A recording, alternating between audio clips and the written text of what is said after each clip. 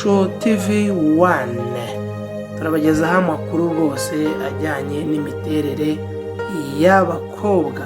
Ese ufite amatsiko yo kumenya impamvu abagabo benshi bakunda amabuno manini?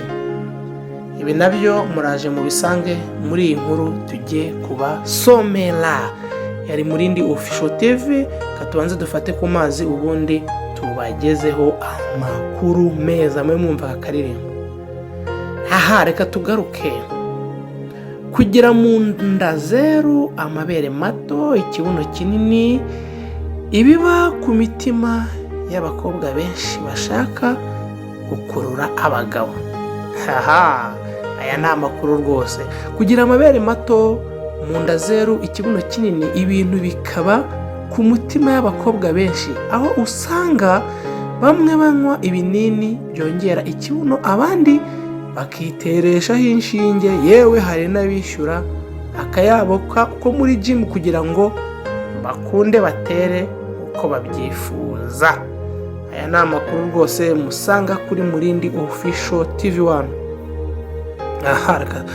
Ushobora kwibaza impamvu ibitera, kuko uretse no mu Rwanda usanga hanze yarwo nko muri Amerika hari ibyamamare bivugwa ko byiyongeresheje ikibuno.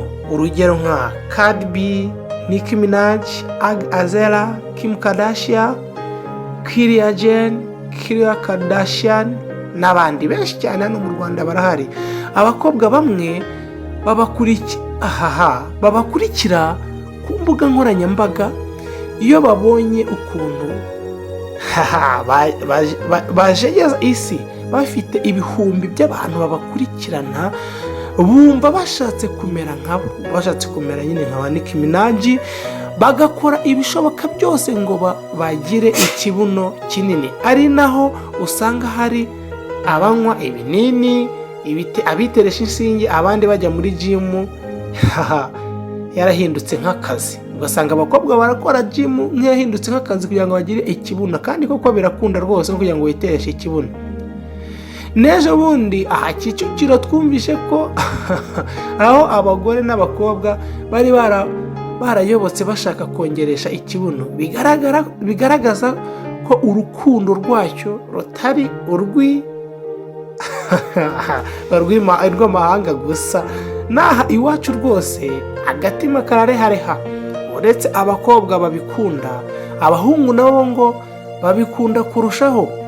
Ari nayo mpamvu benshi bifuza kugira ikibuno kinini kugira ngo bagire umubiri ukurura abahungu cyangwa abagabo. Kenshi uzasanga amafoto y'abakobwa batari bake ku mbuga nkoranyambaga bifotoza basa kaberekana ikibuno. Yaba afite ikibuno kinini cyangwa gito, akora ku buryo kigaragara mu ifoto. Mu bushakashatsi bwakorewe muri kaminuza ya Texas muri Austin, ku bagabo 100 bari hagati y'imyaka 17 n'imyaka 34, bwagaragaje ko abagabo bakunda abakobwa bafite umugongo muto wihese ku rugero rwa dogere 45 kuvaho urangira kugeza ku kibuno. Niba utabyumva neza ariko ukaba uzi ko Kim Kardashian ateye, wamaze kubona neza ishusho y'uko biba bimeze, y'uko umuntu ufite ikibuno cyiza aba ameze. Dermere dukesha aya makuru ivuga ko impamvu abakobwa bakiri bato babaye imbata yo kugira ikibuno kinini, uwitwa Babe Cobb w'imyaka 24 yavuze ko babiterwa no kubona ibyamamare ku mbuga nkoranyambaga. Yagize ati, urungano rwanjye 100% bashishikajwe n'imiterere y'ikibuno kuruta iy'amabere, kubera ko tubona ibyamamare byinshi bikerekana kuri Instagram. Ikinyamakuru dukesha iyi nkuru MTL blog kivuga ko impamvu abakobwa bakunda kugira ikibuno kinini ari ukubera ko bibagaragaza neza, bigakurura abagabo ndetse n'abahungu, ndetse bifasha umukobwa mu gihe atwite kutagira imvune kuko ikibuno kimufasha kutaremerwa n'inda ndetse n'ibindi. Ese nawe niko byagenzera? Iyo ngo ufite ikibuno kinini, iyo utwite rwose birakorohera. Icyo abahanga bavuga ku bakobwa bafite ikibuno kinini, mu bushakashatsi bwakozwe na sosiyete yitwa Elsevier yo mu Buholandi muri 2020 bwagaragaje ko abakobwa bafite ikibuno kinini bagira ubwenge bwinshi kuruta abafite ikibuno gito. Ubwo murabyumva, abakobwa bafite ibibuno binini bakunda kugira ubwenge. Ibi bikaba biterwa n'uko ibinure biba ku kibuno bibamo ibyitwa omega -3 bisanzwe biboneka mu biribwa birimo ifi. Byagaragaye ko bifasha mu gukura k'ubwonko. Abakobwa bafite ikibuno kinini baba bafite amahirwe yo kutarwara indwara z'umutima, umwijima, nk'ubushakashatsi bwakozwe na Ser Metabolism bubivuga.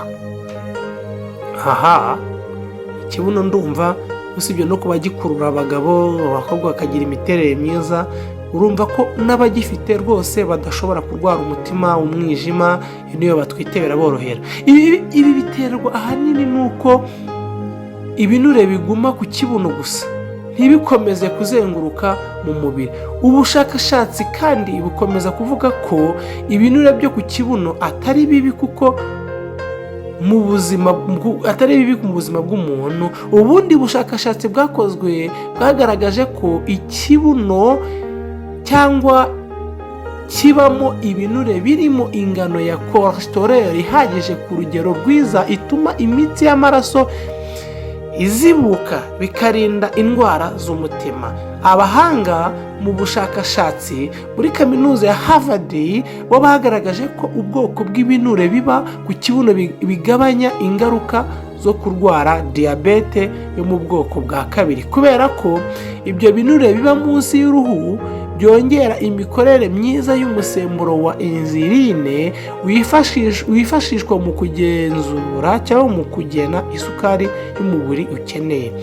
Icyo wakora ngo ugire ikibuno kinini, mutega amatwi mwa bakobwa n'icyo mwa badamu, ikintu wakora kugira ngo ugire ikibuno kinini, katube tunywa amazi muri mwumva kuri ako kazi ke. Niba ufite ikibuno kinini ukaba wifuza kugira cyangwa kukigira, bisaba ko gushishikara cyangwa gushishikarira ubute ukabikorera. Bisaba kutagira ubute ukabikorera. Insafi Orire, umutoza ukomeye wa siporo mu Bufaransa ufite umwihariko wo gutoza abakobwa bashaka kugira ikibuno kinini, avuga ko abakobwa bakora imyitozo yahimbwe n'umutoza witwa Gad n'imyitozo n'iminota 15 n'umutoza witwa Gad y'iminota 15 mu cyumweru. Iyi myitozo irimo gukora scap 20 cyangwa scaps 20 zikorwa ahagaragara, uhagarara ukongera ugasa nk'uwicara ariko ntugere hasi, ariko ukicara ushize ikibuno inyuma. Ukabikora inshuro 20, ukabikora nibura mu cyumweru, nk'inshuro 20 mu cyumweru, cyangwa buri munsi 15 cyangwa inshuro 20.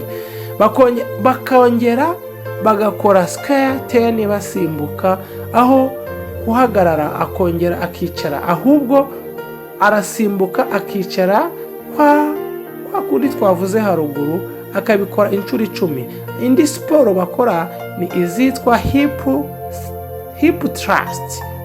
Ufata igikoresho kimeze nk'intebe irambuye ariko kigufi, ugashishikamizaho amaboko, ugashyira ikibuno hasi, ugahina amavi, ukajya uzamuka ukongera ukamanuka inshuro 20.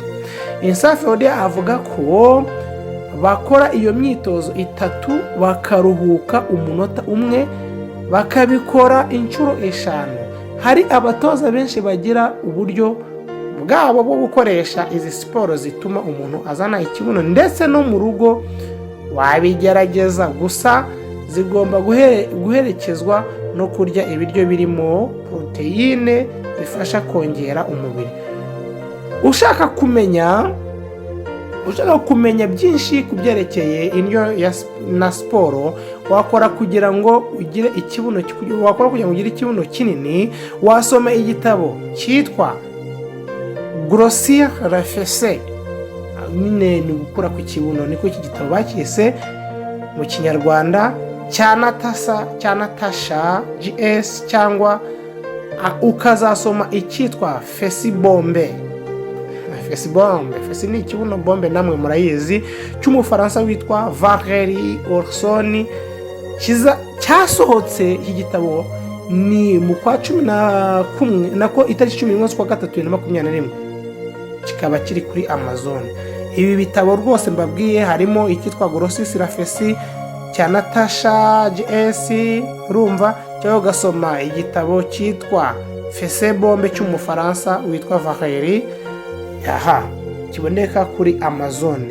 Rero yari Murindi Official TV1, nimukomeze mukurikira ibiganiro bya TV1, muragenda mumenya icyabongerera ikibuno nk'abakobwa. Rwose mbabwiye siporo, mbabwira ibitabo mwasoma kugira mwongere ikibuno, kandi ikibuno ni cyiza.